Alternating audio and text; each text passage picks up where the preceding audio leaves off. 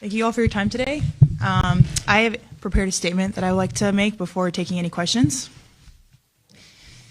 All right. So first of all, I'd like to congratulate the Mercury for advancing to the finals. And I want to be clear, this conversation is not about winning or losing. It's about something much bigger. The real threat to our league isn't money, it isn't ratings, or even missed calls, or even physical play. It's the lack of accountability from the league office.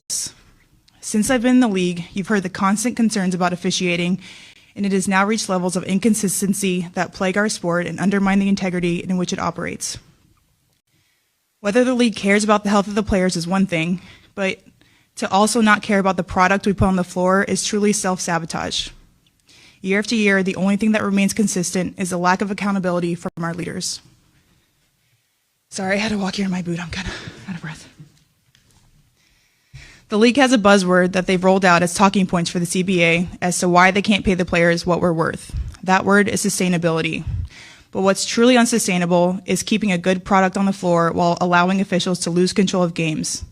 Fans see it every night. Coaches, both winning and losing, point it out every night in pregame and postgame media. Yet leadership just issues fines and looks the other way. They ignore the issues that everyone inside the game is begging to be fixed. That is negligence. At Unrivaled this past February, I sat across from Kathy and asked how she planned to address the officiating issues in our league. Her response was, well, only the losers complain about the refs. I also asked how she planned to fix the fact that players like Caitlin, Angel, and Paige, who are clearly driving massive revenue for the league, are making so little for their first 4 years. Her response was, Caitlin should be grateful she makes $16 million off the court, because without the platform that the WNBA gives her, she wouldn't make anything. And in that same conversation, she told me players should be on their knees thanking their lucky stars for the media rights deal that I got them. That's a mentality driving our league from the top. We go to battle every day to protect a shield that doesn't value us. The league believes it succeeds despite its players, not because of them. I have the privilege of watching my husband run a league where he has to balance 100 different things at once.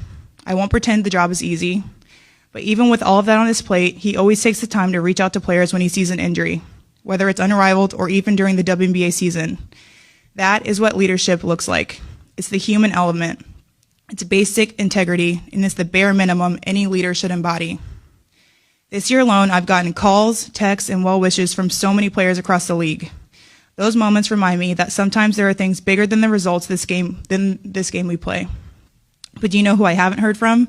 Kathy. Not one call, not one text. Instead, the only outreach has come from her number 2 telling my agent that she doesn't believe physical play is contributing to injuries. That is infuriating. And it's the perfect example of the tone-deaf, dismissive approach that our leaders always seem to take. I've finally grown tired. For too long, I have tried to have these conversations in private, but it's clear there is no intention of accepting there's a problem. The league has made it clear it isn't about innovation, it isn't about collaboration, it's about control and power. I've earned this platform and I've paid the price to get here, and now I have a responsibility to speak on behalf of the fans and everyone in this league that deserves better. Our leadership's answer to being held accountable is to suppress everyone's voices by handing out fines. I'm not concerned about a fine. I'm concerned about the future of our sport. At some point, everyone deserves to hear the truth from someone who I hope has earned the benefit of the doubt to fight for what is right and fair for our athletes and our fans. We have the best players in the world. We have the best fans in the world.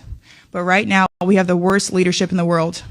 If I didn't know exactly what the job entailed, maybe I wouldn't feel this way. But unfortunately for them, I do. We serve a league that has shown they think championship coaches and Hall of Fame players are dispensable, and that's fine, it's professional sports.